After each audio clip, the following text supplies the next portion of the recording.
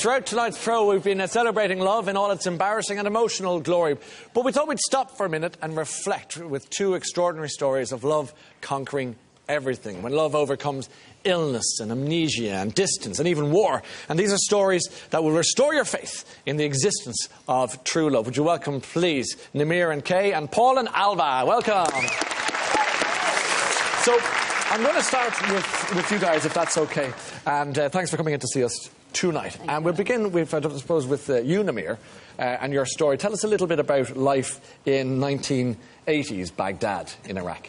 Yeah, I was in Iraq. I was just finished college. Yeah. And then I have to go and serve the army. And in Iraq, the army is compulsory. You have to serve the army. And then my mother got kind of a stroke, and then she was in Iraqi hospital. The nursing care in the Iraqi hospital wasn't that good, so we moved her to the Irish hospital at that time in Baghdad. And is that when you first set eyes on Kay? Yes, Kay was one of the nurses working in the Irish hospital, the hospital called Park, and all the staff, all Irish. And my mother was brought into the hospital, and Kay came to the door, and she said, "Hi, Rosa." My mother called Rosa. And my mother, she was unconscious for that time, about 2 or 3 weeks before we moved her back. And she turned her face, and she looked, the first time she turned her face, and she looked at Kay, and we all thought something happened here, you know. They connected. Connected, yeah. Okay. Yeah. And then, Kay, you would have met Namir in the course of that. And it was all very professional, I presume, at that stage. Oh, yeah. When did it stop being professional? You know what I'm saying? Yes, she was there for 2 months, and then in around Easter time, we encouraged them to take her home because basically there was no more we could do for her. She had a very severe stroke. And so it was the day that they were taking her home. That's the day that, I don't know, I just started crying. And I said, why am I crying? You know? And that's when I kind of realised, I wasn't probably going to see him anymore. Oh, I see. So there was something bubbling. Something bubbling, yeah. Okay. So, but of course, he started making excuses to come back to the hospital. Yeah. And did you leave lots of things behind you in the mirror? Did, I understand. I forgot the nappies, and I forgot. And with that in mind, could you date, or was there a problem culturally with the two of you being seen together, or was there an issue there? Can you tell me about that? Yeah. Well, it was all very covert. I mean, at that time, there was an issue with a journalist from the Observer newspaper, you know, being involved with a nurse from England. Yes. So we were kind of told that really we shouldn't be involved with you know, the locals. And I suppose what hit me in the heart was one day Namir came into the hospital, and he had his army uniform on.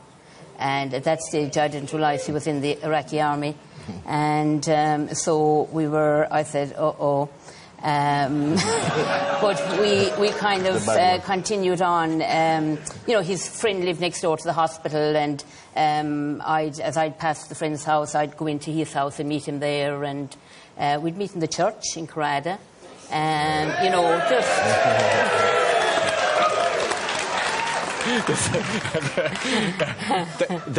they just don't quite do romance, but they do innuendo, so we'll have to just roll with that. But with that in mind, you managed to forge a relationship of sorts. But of course, given the time, politically and historically, we had the first Gulf War was about to take place. You were airlifted out of Iraq. Back to where to? Back to Ireland. And what part of Ireland were you back? I'm from Kerry. You're a Kerry woman? Yeah, from near Ballybunion. Near Ballybunion, even better, okay. So it's a big remove from Baghdad to Ballybunion. Exactly. Well, when Iraq invaded Kuwait at that time, we were kept hostage in Iraq by Saddam Hussein. And then on the 10th of September, I got out on the first plane load of women and children. that could leave the country because my visa had expired. And I planned to come home to renew my visa to go back out because I thought there was something there. And did you get to say goodbye to Namir? Just about. That happened the 2nd of August, and we left on the 10th of September. Between the 2nd of August and the 10th of September, there was no sound. I didn't know where he was. I thought he had maybe been sent down to Kuwait when they invaded Kuwait. And then I was just leaving my apartment on the 10th of September. I'd rang his family, his sisters, to tell them that I was leaving.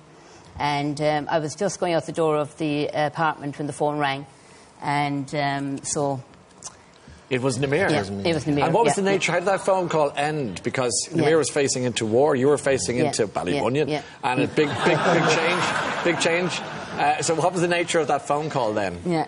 How did you end it, Namir? Was it romantic flourish, or was it desperate? I was in exile because I did something in the army, kind of. I didn't do some duties. I was going out, always meeting Kay and this. Yeah. So I left my duties behind. So they punished me, sent me away. And then I was hoping, the nurses still in Iraq before I get out. So I went home straight away, and my sister said, Kay, just after ringing the phone, and she's leaving. So I went straight to the phone, I said, please, God, she's not gone. So then I said, rang, and Kay said to me, where are you? I said, I'm leaving now, she said. And I said, look, she said to me, she was crying. And she said, we'll wait until we meet each other again. I said, how long it take, we're going to meet again. And we have to fast forward a year. No contact? No. No contact. Did you think in the year, that was lovely, I loved that guy, I was really interested in that guy, but it's not going to happen? Or did you think all hope was lost? The war broke out in January, and they started bombing Iraq, and he was a soldier in the Iraqi army. So, like I was saying, well, you know, he must be dead. I didn't hear from him. All my letters were sent back, returned to sender with the sanctions. And then? So I presumed. And then I got a letter through the Red Cross in May that he was alive. Alive.